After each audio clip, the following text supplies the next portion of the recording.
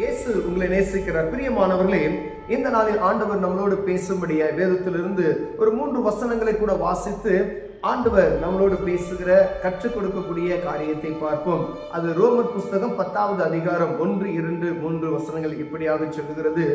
சகோதரரே, இஸ்ரவேலர் ரட்சிக்கப்பட வேண்டும் என்பதே என் இருதயத்தின் விருப்பமும் நான் தேவனை நோக்கி செய்யும் விண்ணப்பமாய் இருக்கிறது. தேவனை பற்றி அவர்களுக்கு வைராக்கியம் உண்டென்று அவர்களை குறித்து சாட்சி சொல்லுகிறேன். ஆகிலும் அது அறிவுக்கெட்டாத வைராக்கியம் அல்ல. எப்படி என்றால், அவர்கள் தேவ நீதியை அறியாமல் தங்கள் சுய நீதியை நிலைநிறுத்த தேடுகிறபடியால் தேவ நீதிக்கு கீழ்ப்படியாதிருக்கிறார்கள். விசுவாசிக்கிற எவனுக்கும் நீதி உண்டாகும்படியாக கிறிஸ்து நியாயப்பிரமாணத்தின் முடிவாய் இருக்கிறாரே. பிரியமானவர்களே, அப்போஸ்தலனாகிய பவுல் கொரிந்து ரோமருக்கு எழுதும் பொழுது அந்த ரோமபுரியில் இருக்கக்கூடிய மக்களுக்கு, சகோதரரே, இஸ்ரவேலர் எல்லாரும் ரட்சிக்கப்படுவதே என்னுடைய விருப்பமாய் இருக்கிறது, ரட்சிக்கப்படும் என்பதே என் இருதயத்தின் ஏக்கமும் தவிப்புமாய் இருக்கிறது, யாரும் ஒருவரும் கெட்டு போகாதபடிக்கு என்னை போல அவர்களும் ஆண்டவரை இயேசு கிறிஸ்துவை அறிந்து கொள்ள வேண்டும். ஏன்னா மேசியாவை அவர்கள் அறியாது இருக்கிறார்கள், இயேசு கிறிஸ்துவை அவர்கள் விசுவாசியாது இருக்கிறார்கள், அவர் இயேசு கிறிஸ்து மெசியா ஒன்றும் வரவில்லை என்று இருக்கிறார்கள். அதனால அந்த இருக்கிற ஜனங்கள்லாம் இந்த கிறிஸ்துவின் அன்பை அறிந்து கொள்ளும்படியாய் விரும்புகிறேன். எப்படியாவது அவங்க ரட்சிக்கப்படணும்னா இயேசு கிறிஸ்துவை அவங்க அறிந்தால் மாத்திரமே ரட்சிக்கப்பட முடியும். பிரியமானவர்களே, இயேசு கிறிஸ்துவை அறியாதபடிக்கு ஒருவனும் ரட்சிக்கப்பட முடியாது என்பதை நாம் நன்றாக புரிந்திருக்க வேண்டும். ஏன்னா இஸ்ரவேல் ஜனங்கள் இயேசு கிறிஸ்துவை விசுவாசிக்க மாட்டேங்கிறாங்க. எப்படியாவது அவங்க ரட்சிக்கப்படணும். இயேசு கிறிஸ்துவின் அன்பை அவர்கள் அறிந்து கொண்டால் மாத்திரமே அது முடிவாகும். பிரியமானவர்களே, ஏன்னா அவங்க மெசியா வருவார், அவருக்காக ஒரு கதவு அடைக்கப்பட்டு இருக்கிறது, அந்த வாசல் வழியாக தான் வருவார் என்று அவருடைய அந்த நம்பிக்கை. ஆனா கிறிஸ்து அங்க வந்துட்டார், ஆனா அதை அவர்கள் அறியவில்லை. ஆனா பவுலடியாருக்கு அவர் தரிசனமாக நிமித்தமாய் பவுல் சபையை துன்பப்படுத்துகிற மனிதனாய் இருந்தார். அதனால அவர் ஜனங்களை துன்பப்படுத்தும்படியாய் கடிதத்தை வாங்கி கொண்டு போகும்போதுதான் கிறிஸ்துவை சந்திக்கிறார். நீ துன்பப்படுத்துகிற கிறிஸ்து நானே யாருன்னு கேட்கிறார். ஆண்டவரே, நீங்க யாரு அப்படின்னு சொல்லி கேட்கிறாரு பாருங்களேன். அப்ப நீ துன்பப்படுத்துகிற இயேசு நானே அப்படின்னு சொல்றாரு. அப்பதான் ஆண்டவருடைய சமூகத்தில் அவரை அர்ப்பணித்து அவரை ஒப்பு கொடுக்கிறார். பிரியமானவர்களே, உடனே ஆண்டவருடைய சத்தத்துக்கு செவி கொடுத்து அவர் ஆண்டவருடைய ஊழியத்தை தொடர்ந்து செய்ய முடியும். எவ்வளவுக்கு எவ்வளவு அவர் அந்த வைராக்கியத்தில் இருந்தாரோ அதே வைராக்கியத்தை காட்டிலும் அவர் தீவிரமாக சுவிசேஷத்தை அறிவிக்கும்படியாய் அவர் தீவிரப்பட்டதை நாம் பார்க்க முடிகிறது. அவர் தான் எழுதுகிறார், இந்த ஜனங்கள் எப்படியாவது ரட்சிக்கப்படணும் அப்படின்னு சொல்லி. இப்ப வெளியில உலகத்தில் இருக்கிற ஜனங்கள் எல்லாம் விசுவாசத்தின் நிமித்தமாய் பாருங்க, கீழே விசுவாசிக்கிற எவனுக்கும் நீதி உண்டாகும்படி கிறிஸ்து நியாயப்பிரமாணத்தின் முடிவாய் இருக்கிறாரே. நம்ம விசுவாசத்தின் நிமித்தம் இயேசு கிறிஸ்துவை நாம் அறிந்து கொண்டோம். ஆனால் இயேசு கிறிஸ்துவை அறிய வேண்டியவர்கள் அறியாதபடிக்கு அவர்களுடைய நியாயப்பிரமாண புஸ்தகத்தின் ஒரே முடிவாய் அவர்கள் இருக்கிறார்கள். நியாயப்பிரமாணத்தையும் கடைபிடிக்க வேண்டும், ஆனால் கிறிஸ்துவே நியாயப்பிரமாணத்தின் முடிவு என்பதை அவர்கள் அறியாதபடி இருக்கிறார்கள்.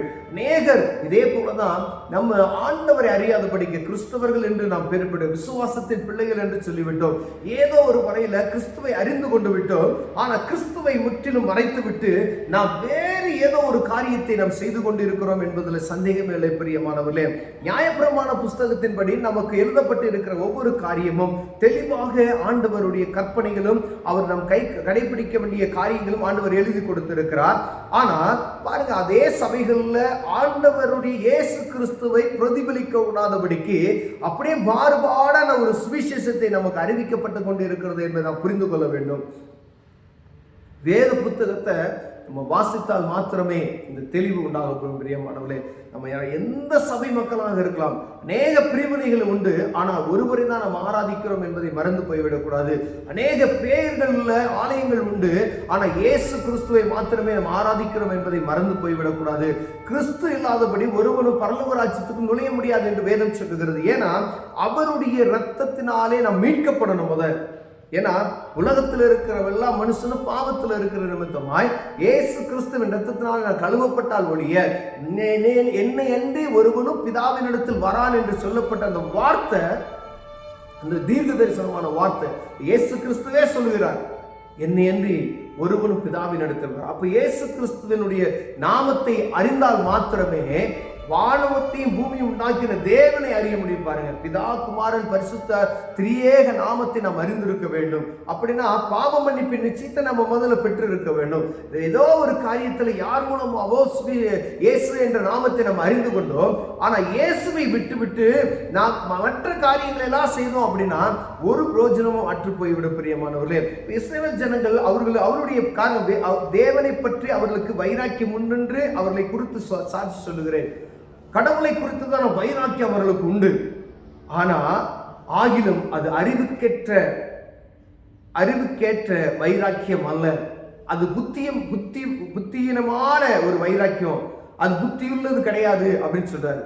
வைராக்கியம் உண்டு, ஆனா அந்த வைராக்கியத்துல அது அவங்க சிந்தனைக்கு அப்பாற்பட்டதான ஒரு காரியத்தை அவர்கள் செய்து கொண்டிருக்கிறார்கள் என்று சொல்லப்படுகிறார். பிரியமானவர்களே, இன்றைக்கு வரைக்கும் அது அவர்கள் தான் அப்படிதான் செய்றாங்க.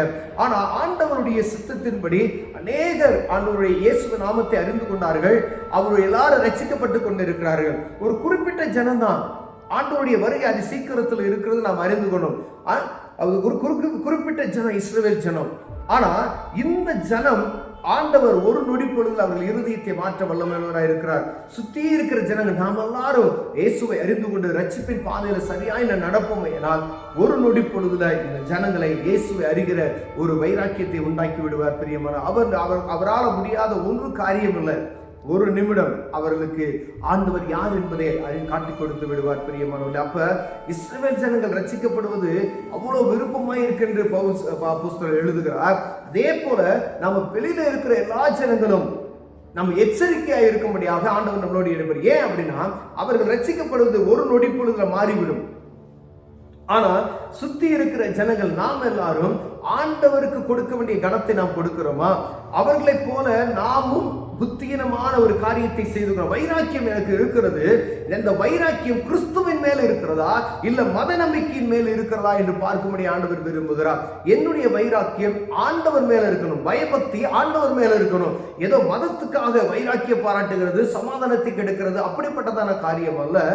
ஆண்டவர் மேல இருக்கிற அந்த வைராக்கியம் அவருக்கு எனக்கும், அவர் பரிசுத்தம் உள்ள தேவன் என்பதை உணர்ந்து அவருக்கு பயந்து நடக்க வேண்டும். நம்முடைய காரியங்கள்லாம் முன்மாதிரியே இயேசு கிறிஸ்துவின் அன்பை வெளிப்படுத்துகிறதா இருக்க வேண்டும். அப்பொழுது நாம் ரட்சிக்கப்பட்டதற்கான முன் உதாரணமாய் இருக்கும். மற்றவர்கள் ரட்சிக்கப்படுவதற்கு நம்முடைய முன் உதாரணமாய் இருக்கும். பாவத்துக்கு விலக்கி இருக்கிறோம், கோபத்துக்கு விலக்கி இருக்கிறோம், எல்லாரையும் அன்பு கூறுகிறோம், மற்றவர்களுக்கு நமக்கு ஒரு வித்தியாசம் உண்டு என்பதை மற்ற ஜனங்கள் பார்த்து அவர்கள் கிறிஸ்துவினுடையவர்கள், இவர்கள் இயேசுவை சொந்த இரட்சகராய் ஏற்றுக்கொண்டவர்கள், இவர்கள் கிறிஸ்தவர்கள் என்பதை மற்றவர்கள் சொல்லி அவர்களும் இந்த காரியத்தை ஏற்றுக்கொள்ளும்படியே இவர்கள் மாத்திரம் வித்தியாசப்படுகிறார்கள் என்பதை புரிந்து கொள்ள வேண்டும். பிரியமானவர்களே, அப்ப காலம் கடைசியா இருக்கிறது. தேவனை பற்றி அவர்களுக்கு வைராக்கியம் உண்டு, அவர்களை குறித்த சாட்சி சொல்கிறேன். ஆகிலும் அது அறிவுக்கேற்ற வைராக்கியம் அல்ல. அது போல நம்முடைய வைராக்கியம் மத நம்பிக்கையின் மேல் இல்லாதபடிக்கு ஆண்டவர் மேல இருக்கணும்னு சொல்லி விரும்புகிறார். பிரியமானவர்களே, ஒருவேளை நம்ம ஏதோ மதம் அப்படின்ற ஒரு காரியத்தை அப்பாற்பட்டு இயேசு வானத்தையும் பூமி படைத்த சர்வ வல்லமையில் தேவனுக்கு அஞ்சு நடக்கிற இறுதி உள்ளவர்களாய் காணப்பட்டோமே. ஆனால் ஆண்டவர் நம்மளை ஆசீர்வதிக்க வல்லமையுள்ளவராக இருக்கிறார். கண்களை மூடுவோம், ஜெபம் செய்வோம். அன்பின் தகப்பனே, ஆண்டவரே உண்மை அறிகிற ஞானம் ஆண்டவரே எங்களுக்கு தாங்க. ஆண்டவரே, வைராக்கியம் எதில் இருக்க வேண்டும்? ஆண்டவரோடு இருக்கிற அந்த காரியத்தில் வைராக்கியம் இருக்கணும்னு நான் செபிக்கிறேன். இயேசுவின் நாமத்தில் நான் ஒவ்வொருவருக்கும் பற்றிக் கொள்கிற இருதயத்தை தாங்க. காலம் கடைசியா இருக்குது, அதுக்கு ஏற்றாற் போல நடந்து கொள்ள உதவி செய்யும். இயேசுவின் நாமத்தில் பிதாவே, ஆமென்.